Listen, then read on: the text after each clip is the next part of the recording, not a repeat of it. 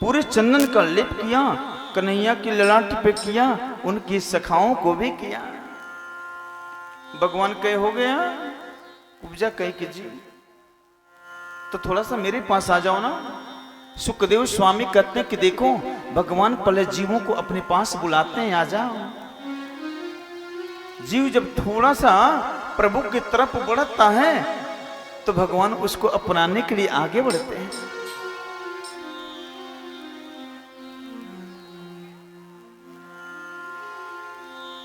अंगूठे से उसके पैर को दबाया, 3 अंगुली कमर पर रखी, एक झटके मारे सीधी हो गई। फिर दूसरी जगह रखी, दूसरे झटके मारे, और तीसरी ड्यूटी पर हाथ रख करके एक झटका मारा। सो कुब्जा तो बिल्कुल शरीर पे अपने हाथ का स्पर्श किया। सुखदेव स्वामी कहते हैं कुब्जा सच में सुंदरी हो गई, और इतनी सुंदरी हो गई भगवान ने कहा कि मैं तुम्हें सुंदरी पुकार रहा था ना, तुम सुंदरी हो गई देवी। अब जो चंदन लगाने कंस के दरबार में जाती थी गई नहीं, चंदन तो भगवान को लगा दिया। कंस ने अपने सेवकों से पूछा कि आज कुब्जा नहीं आई। एक सैनिक ने कहा कि आएगी भी नहीं। क्यों? नंद नंदन जो है ना उसको सीधा कर दिया। कंस को और चिंता। और जब से नारद जी महाराज कंस को कहकर के गए हैं तब से दाल में जीरा पड़ता है ना, और काले जीरे को कंस देखता है तो उसमें भी काल का दर्शन होता है। कंस ने पूरे मथुरा में ढिढोरा पिटवाया कि कृष्ण बलराम का कोई स्वागत नहीं करेगा।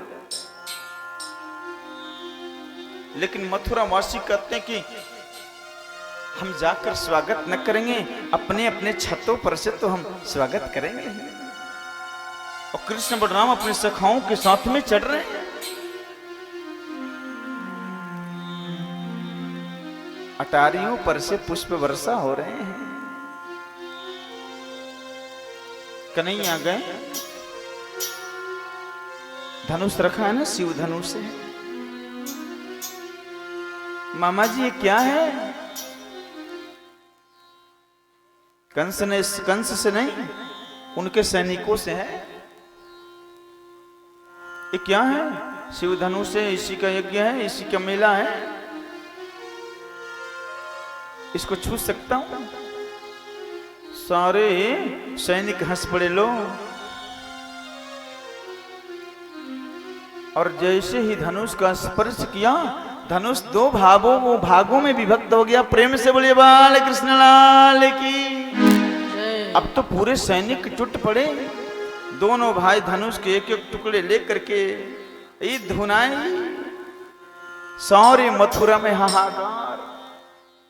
कंस मुख्य दरवाजे पर एक हाथी रखा है जिसका नाम कोड़िया पीड़ हाथी है। एक हाथी में 10,000 हाथियों का बल है। उसका जो वो होता है ना चलाने वाला पिलवान,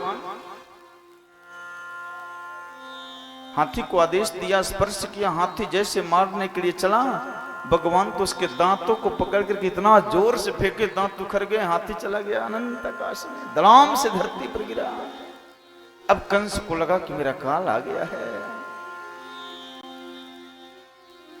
ऊंचा सिंहासन पर बैठा। मैं एक दिन निवेदन कर रहा था आपसे कि बलहीन को बलवान मारता है, लेकिन बलवान को भगवान मारता है। सही कि नहीं? हाँ या नहीं? बलहीन को बलवान मारता है तो बलवान को, जोर से बोलो ना, भगवान मारता है।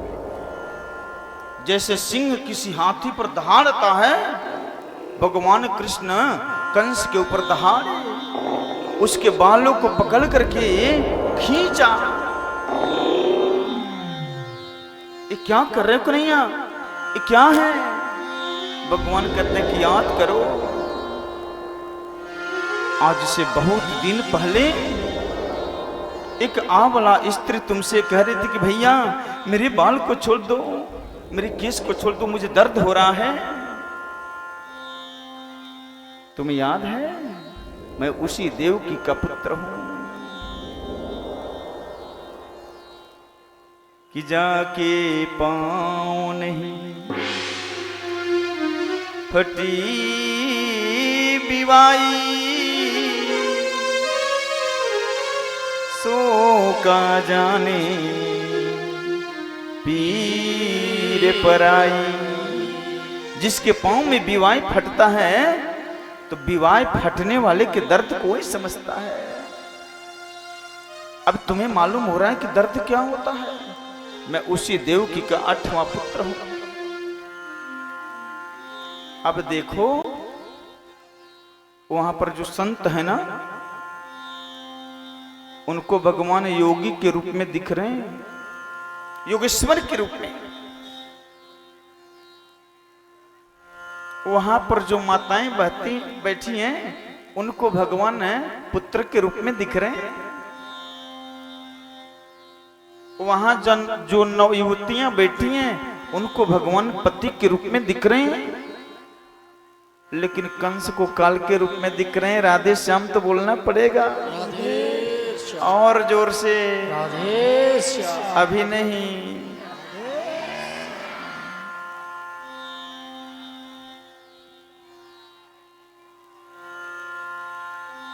जगह थोड़ा सा बना लीजिए, हल्ला नहीं करें।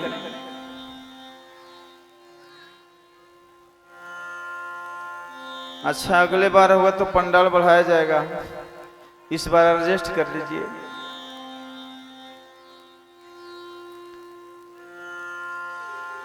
आज गए थे